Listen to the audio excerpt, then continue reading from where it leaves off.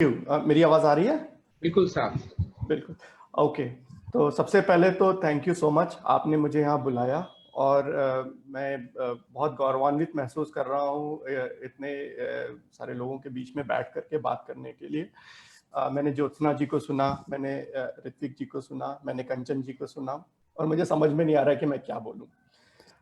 मैं आप लोगों जैसे सोशल बैकग्राउंड से नहीं आता हूँ, मेरा बैकग्राउंड टेक्नोलॉजी का है और मेरा जो भी एक्सपीरियंस है वो टेक्नोलॉजी से रिलेटेड है। हम लोग गवर्नमेंट के साथ बहुत काम करते हैं और उसी के साथ मेरा इंक्लिनेशन सोशल सेक्टर के साथ बढ़ा। मेरे को समझ में आया कि टेक्नोलॉजी कैसे जो है सोशल सेक्टर में इम्पैक्ट ला सकती है। सोशल सेक्टर में क्या चेंजेस आ रही है मुझे बताने की जरूरत नहीं है। दुनिया जैसी 30 साल पहले थी वो आज बिल्कुल नहीं है। आज हम जिस तरीके से हॉलीडेज प्लान करते हैं, आज जिस तरीके से हम फ्लाइट्स के टिकट्स बुक करते हैं, आज हम जिस तरीके से होटल्स बुक करते हैं, आज हम जिस तरीके से ग्रोसरीज ऑर्डर करते हैं, आज हम जिस तरीके से खाना रेस्टोरेंट से ऑर्डर करते हैं और जिस तरीके से हम आज की ये मीटिंग कर रहे हैं, ये 30 साल पहले कोई सोच भी नहीं सकता था कि ऐसी चीजें संभव हैं। तो टेक्नोलॉजी ऑलरेडी आपके और मेरे बीच में आ रही है और हम इसे डिनाई ही नहीं कर सकते। इनफैक्ट कोविड ने हमें टेक्नोलॉजी के लिए एक स्टेप और आगे ढकेल दिया है। कुछ लोग हमारे आपके जैसे जो लोग थोड़े से रिलक्टेंट थे टेक्नोलॉजी को एम्ब्रेस करने के लिए, आज की डेट में मेरे फादर जूम से बहुत कंफर्टेबल हैं। अगर मैं उनसे जो है 6 महीने पहले कहता कि जूम पे कॉल पे आ जाइए तो शायद उनको समझाना बहुत मुश्किल होता।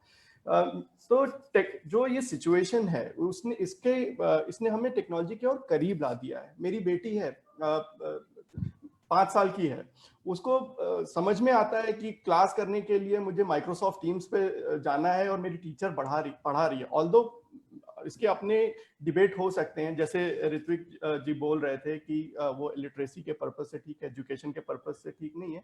That I completely agree. But कुछ नहीं से कुछ तो बहुत बेहतर है। वो एटलीस्ट अपने टीचर से कनेक्ट कर पा रही है, एटलीस्ट वो एक लेसन फॉलो कर पा रही है, एटलीस्ट कोई करिकुलम फॉलो कर पा रही है। तो हम एनीवे टेक्नोलॉजी के धीमे धीमे करीब जाते जा रहे हैं। टेक्नोलॉजी और सोशल सेक्टर के का जो इंटरवेंशन है, इसके लिए मेरे पास एक दो एग्जांपल्स हैं जो मेरे खुद के एक्सपीरियंस से हैं, जो मैं आपके साथ शेयर करना चाहता हूं। पिछली सरकार में महिलाओं के और बच्चों के कुपोषण के लिए जो सरकार ने एक इनिशिएटिव लॉन्च किया था, जिसमें हर गांव में आंगनबाड़ियों के माध्यम से बच्चों को घी और मिल्क पाउडर डिस्ट्रीब्यूट किया जाना था। इसका जो वर्क ऑर्डर था वो प्रादेशिक कोऑपरेटिव डेयरी फेडरेशन को मिला, पीसीडीएफ, जो हम लोग पॉपुलरली पराग ब्रांड नेम से जानते हैं। हम लोग पराग के टेक्नोलॉजी पार्टनर थे। सब कुछ बहुत स्मूथ, बहुत अच्छा सब कुछ चल रहा था।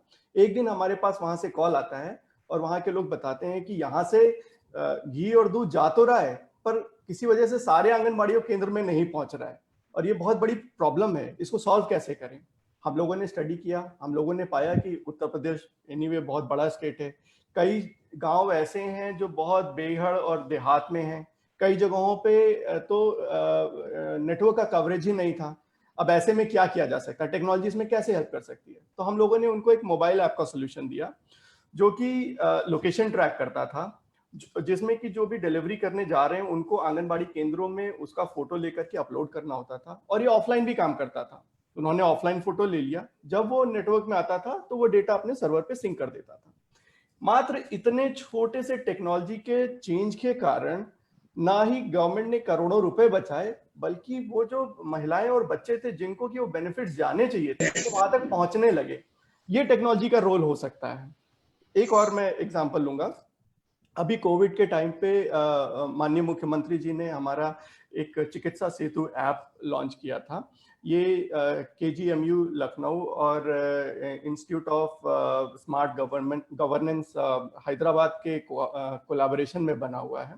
ये ऐप कोरोना वॉरियर्स और फ्रंटलाइन वर्कर्स के लिए है। इस ऐप में वीडियो ट्यूटोरियल्स हैं जिसमें केजीएमयू के डॉक्टर्स ने एक एक स्टेप को बताया है कि कोविड पेशेंट्स को कैसे हैंडल करें, मास्क को कैसे पहने, अपने एपरेटस को कैसे साफ करें, पेशेंट्स को एम्बुलेंस से कैसे उतारें, पेशेंट्स को कैसे समझाएं। ये वैसे तो मतलब बहुत सुनने में आसान सी बात लगती है, बट आप ये सोचिए कि हमारे यूपी में हिंदी स्पीकिंग लोग कितने हैं, कितने लोग हिंदी हिंदी बोलते हैं।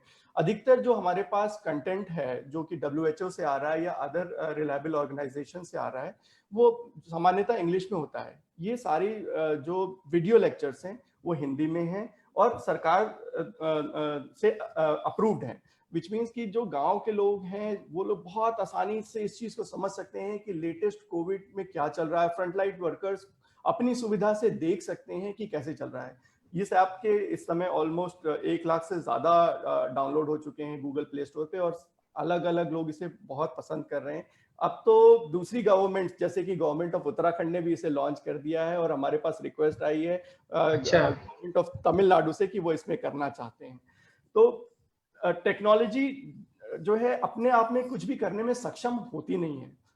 हमेशा काम आप जैसे लोग जो जमीन से जुड़े हुए उन लोगों को करना पड़ेगा। बट टेक्नोलॉजी क्या कर सकती है, जो भी आप कर रहे हैं उन उन चीजों को कैटेलाइज कर सकती है, उनका मैग्नीट्यूड बढ़ा सकती है, उसको बहुत सारे लोगों तक पहुंचा सकती है और यही टेक्नोलॉजी का मेन रोल है। एक छोटा सा और रिसेंट अचीवमेंट है हमारा हमारा पर्ड्यू यूनिवर्सिटी के साथ कोलैबोरेशन है और वहाँ पे हम लोगों ने गवर्नमेंट ऑफ यूएस में एक पर्ड्यू यूनिवर्सिटी के कोलैबोरेशन में एक एक्सेलरेटर प्रोग्राम में अप्लाई किया था जिसमें कि हम लोगों को फर्स्ट प्राइज मिला है विच इज $400,000 और वो प्रोजेक्ट क्या है वो बड़ा इंटरेस्टिंग है। The project is non invasive technique से आपके एनीमिया और सिकल सेल डिजीज को डिटेक्ट करना। विच मीन्स कि ऐप होगा, आंख के नीचे की फोटो ली जाएगी और वो ऐप बता देगा कि इस पर्सन को सिकल सेल डिजीज या एनीमिया का प्रॉब्लम है या नहीं है। अब आप इसे सोचिए कि गांव जैसे परिप्रेक्ष्य में कितना महत्वपूर्ण हो सकता है। अनीमिया बहुत बड़ी प्रॉब्लम है और सरकार और हमारे पास इतने संसाधन नहीं है कि हम एक एक व्यक्ति को जाकर के उसका ब्लड टेस्ट कराएं। पर अगर ये ऐप के माध्यम से हो पाया और आपने 90% लोगों को फिल्टर आउट कर दिया कि इनको नहीं है, केवल 10% को आपको मेडिकली चेक करना है और ये चेक करना है कि उनको ये डिसीज है, तो उसको डील करना कितना कितना आसान हो जाता है। इनोवेशन का एक एग्जांपल अभी ज्योत्सना जी ने दिया, वो ऑलरेडी मैंगो फेस्ट कराती हैं। मैंने उनका वो पोस्ट पढ़ा था जिसमें इस साल उन्होंने डिलीवरी शुरू करी है, तो कोई कहीं से भी मैंगोस ऑर्डर कर सकता है और उसको देश के किसी भी कोने में डिलीवरी हो सकती है। ऑनलाइन मार्केट प्लेस का एग्जाम्पल हमने देखा।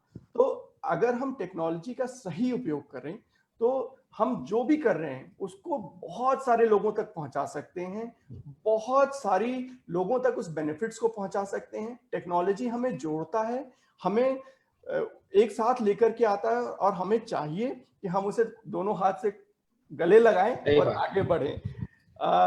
इसमें सेपा का रोल बहुत अच्छा है। आप सारे लोगों को एक प्लेटफॉर्म पे लेके आ रहे हैं। हम एज अभिटेक जितने लोगों को एज टेक्नोलॉजी के लिए जो भी सपोर्ट कर सकते हैं, हम बहुत हैप्पी होंगे इस बात को करने के लिए कि हम किसी भी तरीके से आपका कोई भी सहयोग कर सके। आपकी कोई भी ऑर्गेनाइजेशन हो, अगर उनको कोई भी सपोर्ट चाहिए हो तो हम लोग मिल सकते हैं, बात कर सकते हैं और हमसे जो बन पड़ेगा हम आपका पूरा पूरा सहयोग करेंगे। इसी के साथ मैं अपनी बात खत्म करता हूँ। प्रशांत जी, आपको सेपा इनिशिएटिव के लिए बहुत बहुत बधाइयाँ और मेरी ढेर सारी शुभकामनाएं। और ईश्वर करे कि आप जिस तरीके से फिकी, IIA और CII इंडस्ट्रीज के लिए काम करती है उसी तरीके से आप सिविल सेक्टर के लिए काम करें।